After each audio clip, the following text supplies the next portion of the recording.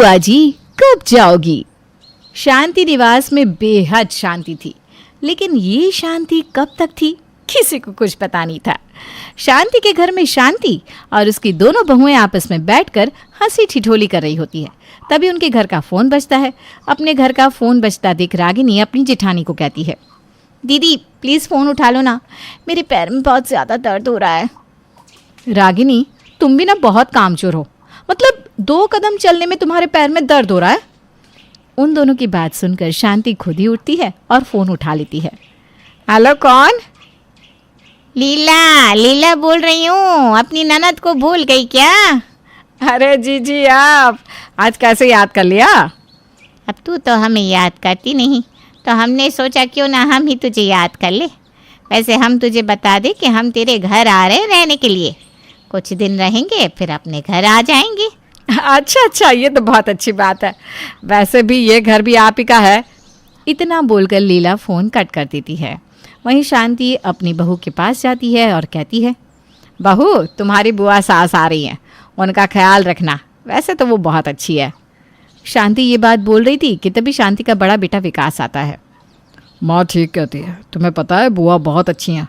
बुआ जी ना बहुत मजाकिया हैं, हर समय मजाक करती रहती हैं और इतनी हंसमुख है कि हंसते हंसते तुम्हारे पेट में ही दर्द हो जाएगा। अच्छा, बुआ जी इतनी अच्छी है, फिर तो उनसे मिलना ही पड़ेगा। ऐसे अच्छी बात है, कोई तो यहाँ हंसमुख और मजाकिया है। हाँ रागिनी, तुम्हें पता है जब मैं इस घर में नहीं आई थी ना, तो यहाँ सबसे पहले मेरा बॉन्ड बुआ जी से ही बना था। देखना तुम्हारा भी सबसे ज़्यादा लगाव बुआ जी से ही हो जाएगा। क्यों मम्मी जी, सही कह रही हूँ ना मैं? हाँ बिल्कुल सही कह रही हो बेटा। लेकिन माँ बुआ जी कब आ रही हैं? कल शाम तक आएंगी। ठीक है, मैं बुआ जी को लेने के लिए चला जाऊँगा।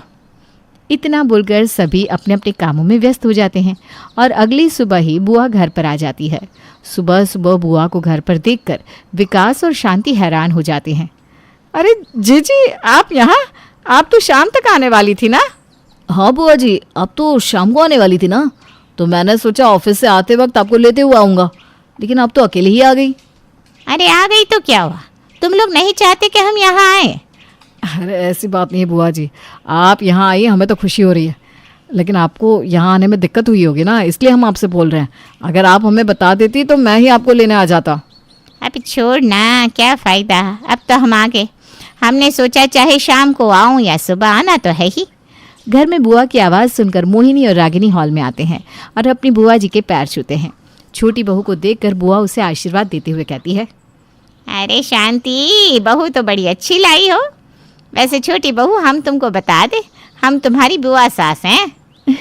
जी मुझे पता है बुआ जी, माँ जी ने कल आपके बारे में बहुत कुछ बताया है। अरे वाह, हमारी भाभी हमारे बारे में इतना जानती है कि हमको कुछ ही घंटे में तुम्हारे सामने रख दी। आपके सामने रख दी मतलब? अरे मतलब ये कि कुछ ही घंटे में हमारा बर्ताव तुम्हारे सामने रख दे। इससे तो साफ जाहिर है ना कि भले ही हम शरीर से ना हो, लेकिन हमारा बर्ताव तुम्हारे सामने आ गया। लीला की बात सुनकर रागिनी को तो कुछ समझ में नहीं आता। वहीं शांति, विकास और मोहिनी तीनों ही हंसने लगते हैं। कुछ देर बाद सभी लोग सुबह का नाश्ता कर अपनी दिनचर्या में व्यस्त हो जाते हैं। जहाँ शांति की दोनों बहुएं काम कर रही थी, वहीं लीला शांति से कहती है, अरे भाभी, वो हम क्या कह रहे थे कि इतनी दूर से आए हैं ना, तो हम थक गए हैं, हमारा सर बहुत दुख रहा है। जरा हमारे सर में तेल से चंपी कर दो। जी मैं बहू से कहकर अभी आपके सर में चंपे करवा देती हूँ। वो क्या है ना, अब मेरे हाथ पहले की तरह चल नहीं पाते, मेरे हाथ में भी दर्द रहने लगा है। अच्छा, तो जब से बहू आई है, बहू की आदत पड़ गई है तुमको? अरे नहीं जी ऐसी कोई बात नहीं है, लेकिन जब से बहू आई है ना, तब से सच में मुझे आराम मिल गया है। अच्छा ठीक है, बहू से ही चंपी करा दो। अब हमरा का है, हम तो बुजुर्ग हैं, हमारे सर में कोई भी तेल लगा देगा तो चल जाएगा। बुलाओ बहू को जरा। लीला की बात सुनकर शांति अपनी छोटी बहू रागिनी को आवाज़ लगाती है और उसको अपनी बुआ सास के सर में तेल लगाने को कहती है। रागिनी बहू, जीजी के सर में दर्द हो रहा है, ज़रा तेल से चंपी कर दो। तुम्हारे हाथ की मसाज अच्छी होती है, इसलिए मैं तुम्हें बोल रही हूँ। क्यों नहीं, मैं अभी बुआ जी के सर में तेल से चंपी कर देती हूँ। इतना बोलकर रागिनी अपनी बुआ के सर में मसाज करने लगती है। समय यूं ही बीतता है और बीतते समय के साथ बुआ सास रागिनी और मोहिनी को अपनी उंगली पर नचाना शुरू कर देती है। ऐसी ही एक रात सभी लोग खाना खाकर अपने अपने कमरे में जाते हैं। तभी लीला अपनी बड़ी बहू मोहिनी को आवाज़ लगाती है। बहू, अरे ओ मोहिनी बहू, कहाँ है? ज़रा हमरे कमरे में तो आना, पैर में बहुत दर्द हो रहा है, ज़रा सा पैर तो दबा दे। अपनी बुआ सास की आवाज़ सुनकर मोहिनी अपने पति विकास से कहती है, विकास, जब से बुआ जी घर आई हैं तब से उन्होंने हमारा जीना हराम कर दिया है। हमें सुकून से बैठने तक नहीं देती। कभी कभी तो मन करता है उन्हें इस घर से ही निकाल दूं। मोहिनी, तुम ऐसा क्यों कह रही हो? अरे कुछ दिन की तो बात है, कुछ दिन बर्दाश्त कर लो। ये तुम इसलिए कह रहे हो क्योंकि तुम्हें उन्होंने अब तक परेशान नहीं किया ना। जब वो तुम्हें भी परेशान करने लगेगी तब तुम्हें पता चलेगा। इतना बोलकर मोहिनी अपनी बुआ सास के कमरे में जाती है और उसके पैर दबाने लगती है। ऐसे ही दिन गुजरते हैं और एक दिन रागिनी और मोहिनी जैसे ही काम करके आराम करने जाती है, वैसे ही उनकी बुआ सास उनके पास आकर कहती है, बहू, आज तुमने घर की सफाई नहीं करी है क्या? नहीं तो बुआ जी, मैंने अभी तो घर की सफाई की है। घर की सफाई हो रखी है, लेकिन हमको लग तो नहीं रहा कि घर की सफाई भी हो रखी है। देखो, इधर धूल कितनी जमी हुई है। बुआ जी, बाहर हवा चल रही है, हो सकता है खिड़कियों से धूल मिट्टी अंदर आ गई हो। बहाने करना सीखे तो कोई तुमसे सीखे बहू। खैर, इस धूल की सफाई कर दो, घर में गंदगी होना सही बात ना है। इतना बोलकर लीला वहां से जाने लगती है। अपनी बुआ सास की बातें सुनकर रागिनी एक बार फिर घर में झाड़ू पोछा करती है, क्योंकि लीला ने घर के हर इंसान को परेशान कर दिया था। बस इसलिए रागिनी अपनी जेठानी मोहिनी और सास के पास जाती है और उन दोनों से कहती है, माँ जी, दीदी, बुआ जी ने हम लोगों को बहुत परेशान करके रख दिया है। मैं अब बुआ जी को और नहीं झेल सकती। आप लोगों ने कहा था बुआ जी बहुत अच्छी है, लेकिन यहाँ तो उल्टा ही है। बुआ जी तो बिल्कुल भी अच्छी नहीं है। हाँ माँ जी, रागिनी बिल्कुल सही कह रही है। जिस तरह बुआ जी पहले थी वो अब वैसी नहीं रही। हमें बुआ जी को वापस भेजना होगा। अरे लेकिन बहू, हम जीजी को ये तो नहीं बोल सकते ना कि वो हमें पसंद नहीं आ रही, इसलिए उन्हें यहाँ से जाना होगा। हम उन्हें यहाँ से जाने के लिए नहीं बोल सकते, लेकिन अगर वो खुद यहाँ से जाए तो? अरे लेकिन वो कैसे रागिनी? जिस तरह वो इस घर में बैठी हुई हैं और जिस तरह से वो हमें परेशान करती हैं, उससे तो साफ जाहिर है कि वो यहाँ से जाने वाली नहीं है। आप बिल्कुल सही कह रही हैं दीदी, लेकिन वो खुद जाएंगी, वो भी अपनी मर्जी से। लेकिन वो कैसे बहू? वो ऐसे मम्मी जी, ज़रा सोचिए, क्या हो जब एक इंसान डर जाए। तुम कहना क्या चाहती हो? हमें तो कुछ समझ में नहीं आ रहा। साफ साफ कहो, क्या कहना चाह रही हो? माँ जी, बुआ जी को हम इतना डराएंगे कि वो घर खुद ही छोड़कर चली जाएंगी। हम एक झूठा नाटक रचेंगे और वो होगा भूत का। रागिनी, वैसा आइडिया तुम्हारा बुरा नहीं है, लेकिन कहीं ऐसा ना हो कि बुआ जी को हमारा नाटक पता चल जाए और ये नाटक हम पर ही उल्टा पड़ जाए। नहीं दीदी, ऐसा कुछ नहीं होगा। ना तो बुआ जी को ये पता चलेगा कि हम उन्हें भगाने के लिए ये नाटक कर रहे हैं, और ना ही उन्हें ये पता चलेगा कि इस घर में सच का कोई भूत है भी या नहीं। आप लोग बस मेरा साथ दीजिए, बाकी का काम मैं खुद संभाल लूँगी। रागिनी की बात सुनकर अब सभी उसके इस नाटक में शामिल हो जाते हैं और देर रात लीला रागिनी को अपने कमरे में बुलाती है। बहू, बहू, बहुत जोर से भूख लग रही है, जरा कुछ बना कर ले आना। हाँ बुआ जी, आपके लिए अभी गर्मा गर्म कुछ बना कर लाती हूँ। इतना बोलकर रागिनी किचन में जाती है और खाने की प्लेट नीचे गिराकर जोर से चिल्लाती है। रागिनी की आवाज़ सुनकर पूरा घर किचन में इकट्ठा हो जाता है, जहाँ वो रागिनी के माथे पर पसीना और चेहरे पर डर देखते हैं। रागिनी को इतना डरा हुआ देखकर शांति रागिनी से पूछती है, अरे रागिनी बहू, क्या हुआ?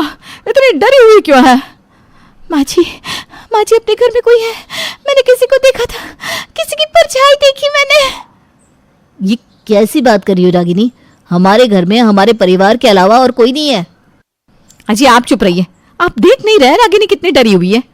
और वो बोल रही है ना, तो जाहिर सी बात है कि उसने कुछ देखा होगा। और क्या पता हमारे घर में कोई चोर घुस आया हो। एक बार देखने में क्या जा रहा है? देख लीजिए ना, कहीं सच में कोई चोर है या फिर ये रागिनी का वहम है। मोहिनी की बात सुनकर विकास अब घर में चोर को चारों तरफ छान मारता है, लेकिन उसे कोई भी नहीं दिखता। इसके बाद विकास एक बार फिर किचन में जाता है और सबसे कहता है, मैंने कहा ना घर में कोई नहीं है। देखा, पूरा घर छानने के बाद भी कोई नहीं दिखा। रागिनी, ये तुम्हारा वहम है। अरे कोई बात नहीं, अब इस बात को ज्यादा मत बढ़ाओ।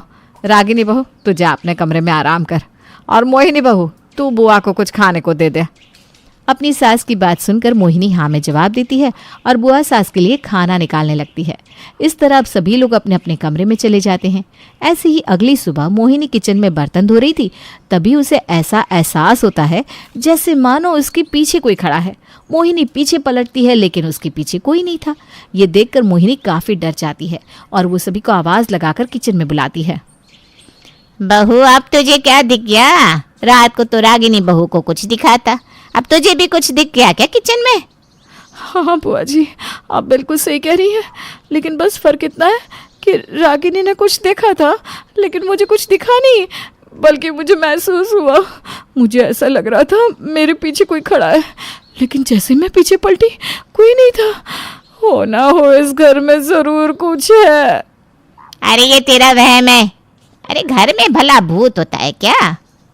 बुआ जी, आप मेरी बात माने या ना माने, लेकिन इस घर में कुछ तो ऐसा है जो हमें दिखाई नहीं देता, लेकिन हम उसे महसूस कर सकते हैं। माँ जी, आप तो मेरी बात पर विश्वास कीजिए, एक बार हमें ना अपना घर पंडित जी को दिखा देना चाहिए। हाँ बहू, तू सही कह रही है।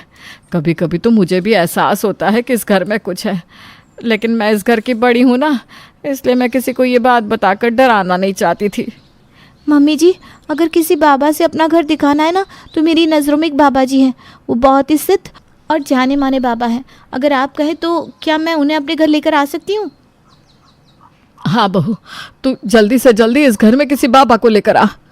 शांति की बात सुनकर रागिनी अब किसी को फ़ोन करती है और उसे अपने घर बुलाती है। कुछ घंटे बाद रागिनी के घर में एक तांत्रिक बाबा आते हैं, जिसकी लंबी दाढ़ी, लंबी मूंछ, हाथ में भाला, गले में खोपड़ियों की माला थी। उसे देखकर साफ जाहिर था कि वो कोई तांत्रिक बाबा ही नहीं, बल्कि एक अघोरी भी है। जैसे ही वो बाबा शांति के घर में कदम रखता है, वैसे ही चिल्लाते हुए कहता है, अनर्थ! यहाँ कुछ ऐसा अनर्थ हुआ है जिससे वो आत्मा भड़क चुकी है। वो आत्मा नहीं चाहती कि इस घर में इस परिवार के अलावा कोई और भी रहे। बाबा की ऐसी बात सुनकर शांति और उसका पूरा परिवार हैरान हो जाता है। बाबा, ये आप कैसी बात कर रहे हैं? यहाँ तो हमारा ही परिवार है, ऐसा कोई भी इंसान नहीं जो हमारे परिवार से बाहर से हो। वो तो अभी कुछ ही देर में पता चल जाएगा। जब मैं अपना जादू चलाऊंगा तो वो आत्मा अपने आप सामने आकर सब कुछ सच बताएगी कि आखिर वो इस घर में क्यों आई है और तुम लोगों को क्यों परेशान कर रही है। बाबा ये बात बोलते ही अपने झोले में से एक नींबू निकालते हैं और इस नींबू को अपनी मुट्ठी में बंद करके घर के दूसरे कोने में जाते हैं। जैसे ही मुट्ठी खोलते हैं, वैसे ही वो नींबू पीले से लाल हो चुका था। ये देखकर सभी हैरान हो जाते हैं। घर में कोई कुछ बोलता उससे पहले ही रागिनी अपने बालों को खोल एक भयानक आवाज में बोलती है, बाबा चले जा, चले जा यहाँ से। ये मामला मेरे और इस घर का है। तू बीच में पड़कर अपनी जान को जोखिम में मत डाल। चले जा। कौन है तू? यहाँ क्यों आई है? आखिर तेरा और इन घर वालों से क्या बैर है? इस बुढ़िया की ननाद इस घर की बहुओं को परेशान करती है। ना सिर्फ बहू, बल्कि इस घर के हर उस इंसान को परेशान करती है जो यहाँ का सदस्य है, जो यहाँ शांति से रहता है। इसने यहाँ के लोगों को इतना परेशान किया है कि आज मेरी आत्मा जागृत हो गई है। अब मैं इस घर को नहीं छोड़ूंगी। इस घर को ही क्या, बल्कि इस घर के हर उस व्यक्ति को परेशान करूंगी जो इस घर की बहू को परेशान करता है। कोई कुछ बोलता उससे पहले लीला बोल पड़ती है, अच्छा, तो ये कहानी मुझसे शुरू हुई है। मुझे नहीं पता था कि इस घर की आत्मा को मैं इतनी खटकने लगूंगी कि वही इस घर के लोगों को परेशान करने लगेगी। अगर मेरा यहाँ से जाना इस घर की शांति है तो ठीक है, मैं कल के कल इस घर को छोड़कर चली जाऊंगी। लीला की बात सुनकर रागिनी बेहोश हो जाती है और नीचे गिर जाती है, जिसके बाद वो बाबा भी वहाँ से चला जाता है। शाम को जब सभी लोग खाना खाकर अपने अपने कमरे में जाते हैं, तब रागिनी के कमरे में कोई आता है। लेकिन इस बात से अनजान रागिनी कि उस कमरे में उसके अलावा कोई और भी है, वो वॉशरूम में जाती है। और जब वॉशरूम से बाहर आती है तो देखती है कि उसके कमरे का सामान पूरी तरह बिखरा हुआ है और उसके शीशे पर लिखा है, तू जिसे भगाना चाहती है वो दरअसल इस दुनिया में है ही नहीं। ये देखकर रागिनी के पैरों तले ज़मीन खिसक जाती है और वो चिल्लाते हुए अपने घर वालों को बुलाती है।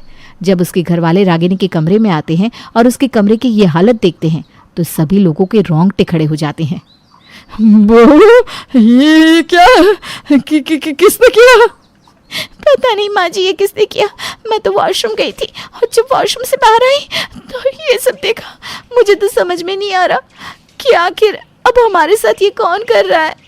रागिनी ये बात बोलती है कि तभी रागिनी के कमरे की लाइट ऑन ऑफ होने लगती है और किसी के हंसने की आवाज़ आती है और वो आवाज़ हंसते हुए उन लोगों से कहती है, तुम लोग कितने मूर्ख हो। अरे तुम लोग एक ऐसी औरत के साथ रह रहे थे जो इस दुनिया से बहुत पहले ही जा चुकी है। तुम एक ऐसी औरत को भगा रहे हो जो इस दुनिया में है ही नहीं। जैसे ही ये बात खत्म होती है वैसे ही लीला अपने खुले बालों के साथ अपने घर वालों के सामने आ जाती है। उसका ऐसा रूप देखकर सभी घर वाले डर जाते हैं और डरते हुए रागिनी हाथ जोड़कर अपनी बुआ से कहती है, बुआ जी मुझे माफ़ कर दो। हम तो बस आपके साथ मजाक कर रहे थे क्योंकि आपने हमें बहुत ज़्यादा परेशान कर दिया था काम करवा कर। हम बहुत थक जाते थे इसलिए हम थोड़ा सा रेस्ट चाहते थे। और जो पापा बनकर आया था ना वो और कोई नहीं बल्कि मेरा खुद का भाई है। रागिनी डरते हुए अपनी बुआ के सामने अपना सारा सच कबूल कर देती है। रागिनी के मुंह से ये बात सुनते ही लीला भी हंस पड़ती है और हंसते हुए कहती है, अरे तो मैं कौन सा सच की भूत हूँ। मैं भी तो मजाक ही कर रही थी। जैसे तुमने मेरे साथ मजाक किया वैसे ही मैंने भी तुम्हारे साथ मजाक किया। अरे भाई अब मैं मजाकिया बुआ हूँ तो अपनी बहू और भाभी के साथ थोड़ा मजाक नहीं कर सकती क्या? लीला की बात सुनकर अब सभी हंसने लगते हैं। उन्हें लीला का नेचर पता चल जाता है और इस तरह भूत या मजाक का सिलसिला यहीं खत्म हो जाता है।